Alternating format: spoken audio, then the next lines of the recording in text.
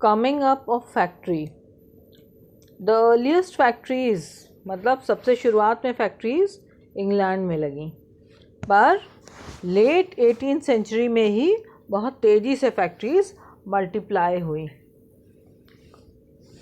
इस नए एरा का, इस नए युग का सिंबल क्या था? कॉटन था। और कॉटन का प्रोडक्शन बहुत तेज़ी से बूम हुआ, बढ़ गया। 1760 में Britain 2.5 million pounds raw cotton import कर रहा था अपनी कॉटन इंडस्ट्री को में डालने के लिए, फीड करने के लिए। और ये इंपोर्ट बहुत तेज़ी से बढ़ा, 22 मिलियन पाउंड्स तक बढ़ गया 1787 तक, मतलब 17 सालों में, 1760 से 1787 तक कम से कम 10 गुना बढ़ गया। This increase was link to, ये ऐसा क्यों बढ़ा? क्योंकि जो प्रोसेस ऑफ प्रोडक्शन था उसमें बहुत तेज़ी से चेंजेस हुए। क्या चेंजेस हुए? अ सीरीज ऑफ इन्वेंशंस हुए, जैसे production process, carding, twisting, spinning, rolling, इनकी मशीन्स आ गई थी।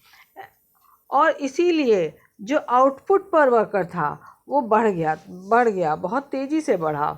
और इसी की वजह से अब ज़्यादा स्ट्रॉन्ग थ्रेड्स और यार्न बनने लगा। उन्हीं दिनों रिचर्ड आर्कराइट ने क्या क्रिएट कर दिया? कॉटन मिल क्रिएट करा। बट अब लेकिन अभी भी कॉटन क्लॉथ जो है कंट्री साइड में ही प्रोड्यूस होता था with in village house holds. अब कॉस्टली न्यू मशीन्स आ गई थी, पर ये कहाँ लग सकती थी? केवल मिल्स में लग सकती थी। अब ये मिल क्या था?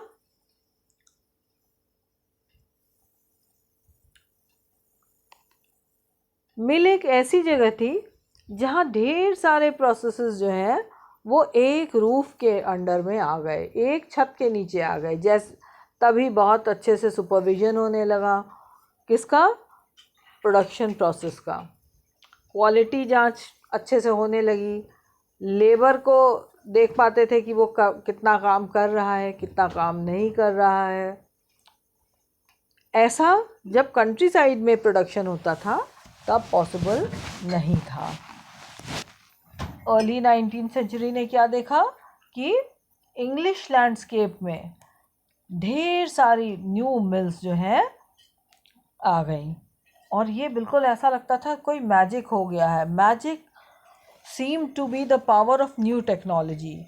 इससे साथ के कंट्रीज़ जो हैं और अड़ोस पड़ोस के कंट्रीज़ जो हैं वो बहुत अचंभित रह गए। दे वर डैज़ल्ड।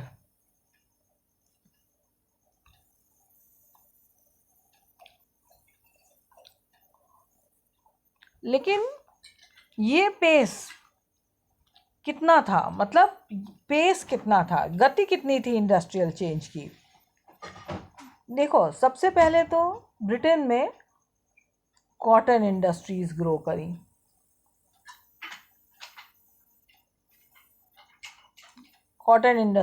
करी। और उसके बाद मेटल इंडस्ट्रीज, धीरे धीरे आयरन एंड स्टील इंडस्ट्री भी आ गई।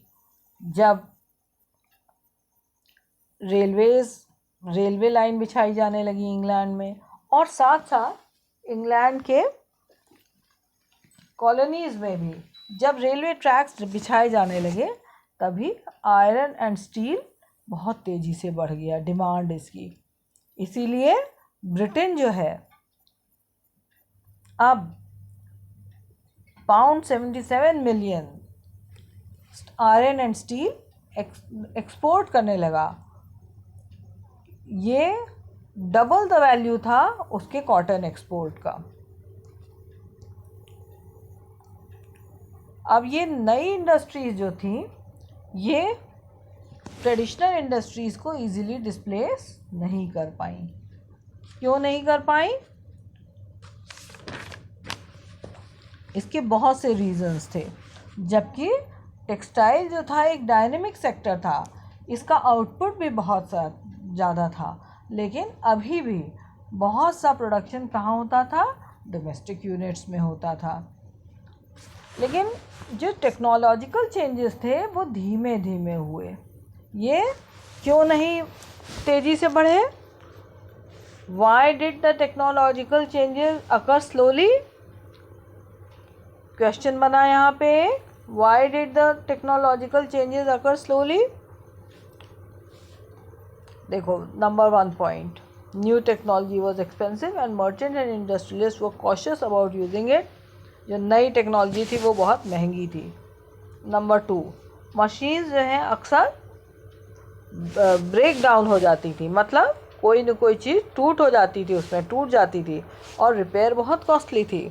और नंबर 3 क्या था? They were not effective as their inventors and manufacturers claim. जैसे मैन्युफैक्चरर्स या इन्वेंटर्स कहते थे कि हमारी मशीन इतनी अच्छी है, वो इतनी effective. For example, steam engine का केस ले सकते हैं। जेम्स वॉट ने इम्प्रूव तो किया था, जो स्टीम इंजन न्यू कॉमन ने बनाया था, न्यू कॉमन ने इन्वेंट किया था, उसी इंजन को जेम्स वॉट ने इम्प्रूव किया था। इम्प्रूव तो करा, उसके इंडस्ट्रियलिस्ट फ्रेंड मैथ्यू बोल्टन ने भी मैन्युफैक्चर किया नया मॉडल, पर बहुत सालों तक, फॉर इयर्स, कोई भी बायर नहीं मिला।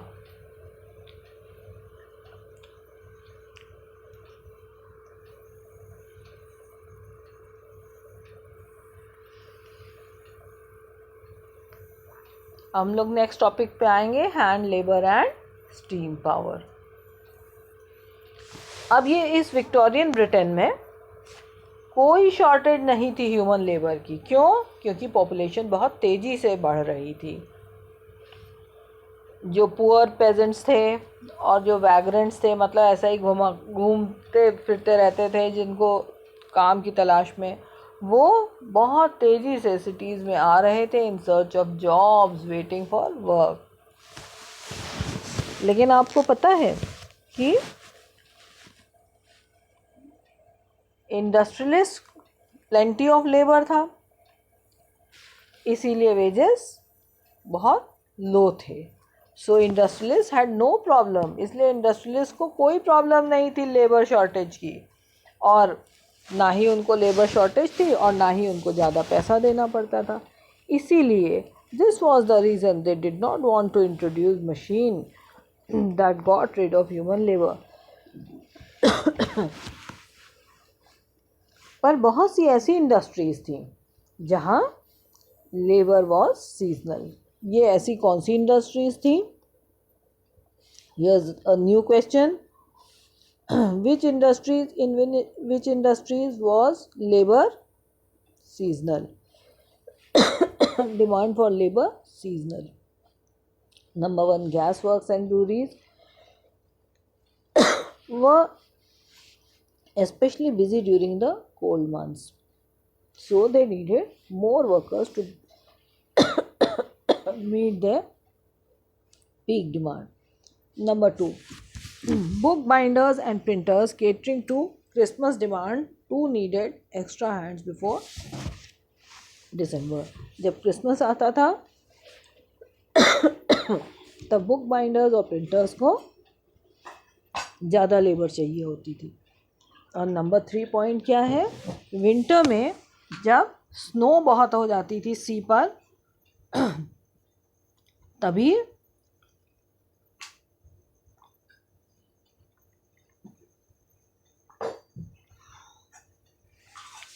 शिप्स जो होती थी चलना बंद हो जाती थी, उसी समय इन शिप्स का रिपेयर होता था। तो ये हो गए 3 पॉइंट्स। तो इन सभी इंडस्ट्रीज़ में क्या होता था? प्रोडक्शन फ्लक्चुएट करता था विद सीज़न, और इंडस्ट्रियलिस्ट यूजुअली क्या प्रेफर करते थे? हैंड लेबर, ताकि वो एम्प्लॉय कर सकें ज़्यादा लेबरर्स ड्यूरिंग द सीज़न, और जब सीज़न उनका धीमा पड़ जाता था थोड़ा, जब डिमांड कम हो जाती थी, तो वो लेबरर्स को निकाल देते थे।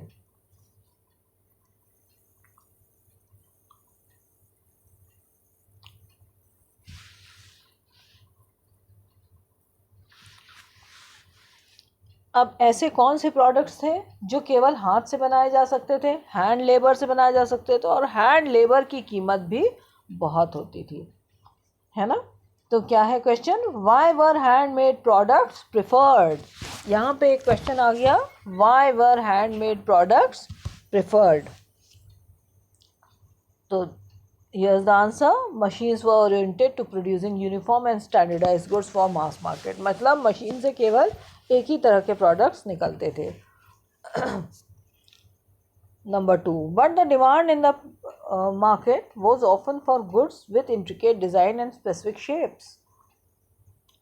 Number 3, in mid 19th century Britain, for instance, 500 variety of hammers were produced and 45 kinds of axes। This required human skill, not mechanical technology। Number 4 क्या है, अपर क्लासेस जो होते थे जैसे एरिस्टोक्रेट्स एंड बोर्गोइज, ये प्रेफर करते थे क्या, थिंग्स प्रोड्यूस्ड बाय हैंड। फिर हैंडमेड प्रोडक्ट्स जो है ये क्लास को सिंबलाइज करने लगे। जो हैंडमेड प्रोडक्ट्स पहनते थे वो समझा जाता था कि वो अपर क्लास के हैं। क्यों, दे वर बेटर फिनिश्ड, वो वाले गुड्स जो हैं बहुत बेटर फिनिश्ड होते थे, इंडिविजुअली प्रोड्यूस्ड, क्योंकि वो एक एक आदमी उसको बहुत ध्यान से प्रोड्यूस करता था और केयरफुली डिज़ाइन करता था। और जो मशीन मेड गुड्स होते थे, जो मशीन से बने होते थे, वो क्या करे जाते थे, जो लो क्वालिटी के होते थे, एक से होते थे, इसीलिए वो कहाँ जाते थे, exported to colonies.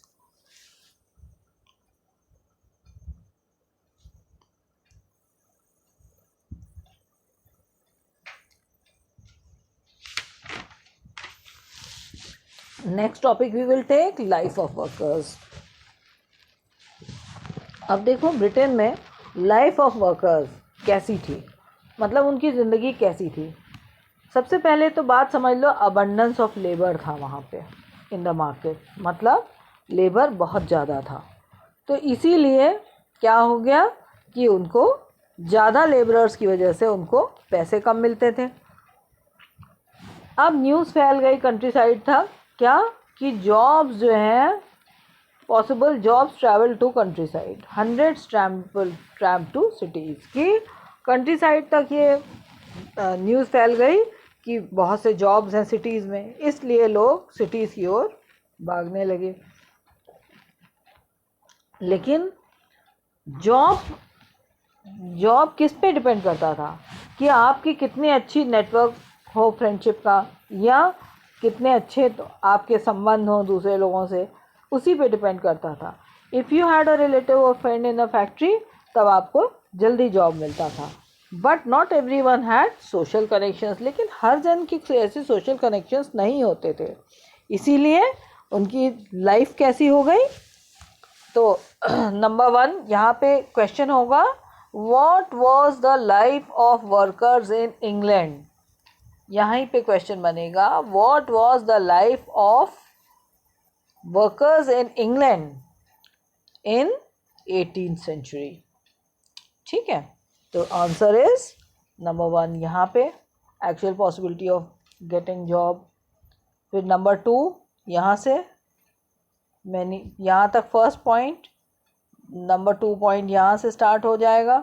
Many job seekers had to wait for weeks spending nights under bridges और इन नाइट।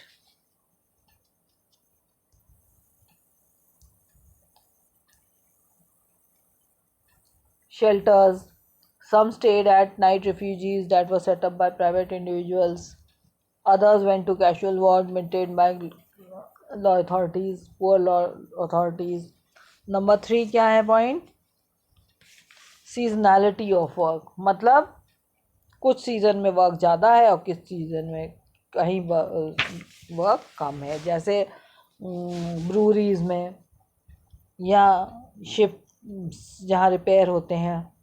तो seasonality of work in many industries meant, इसका मतलब क्या था कि प्रोलॉन्ग पीरियड्स विदाउट वर्क, मतलब बहुत ज़्यादा समय विदाउट वर्क।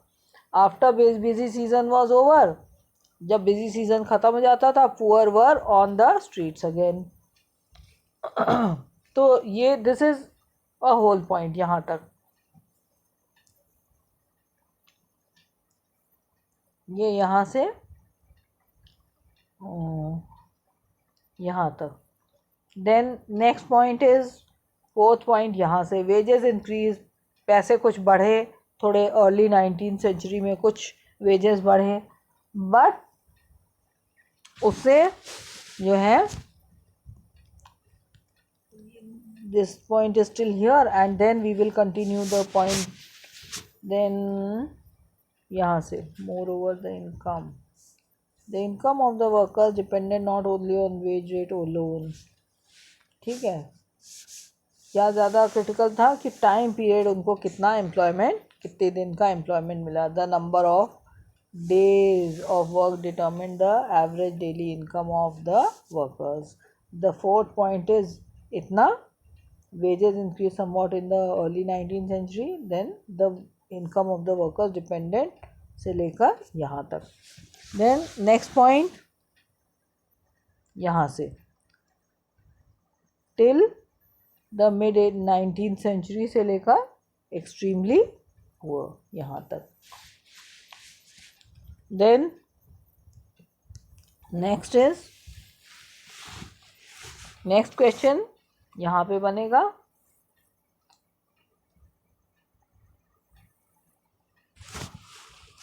यहाँ पे what made workers hostile to the introduction of new technology। मतलब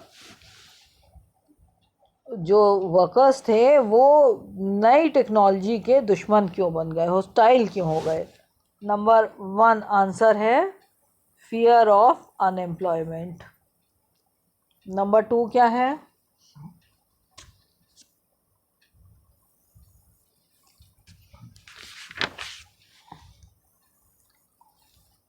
नंबर 2 यहाँ से when spinning jenny was introduced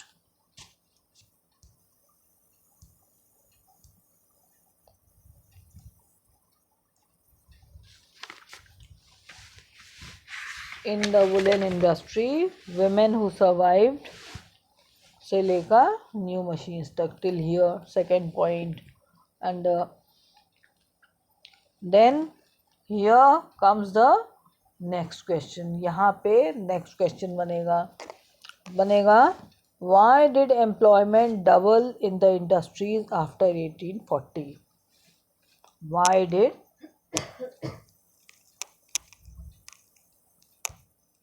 employment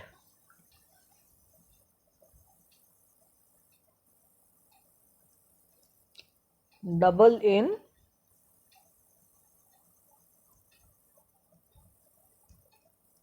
industries after 1840। the answer is number 1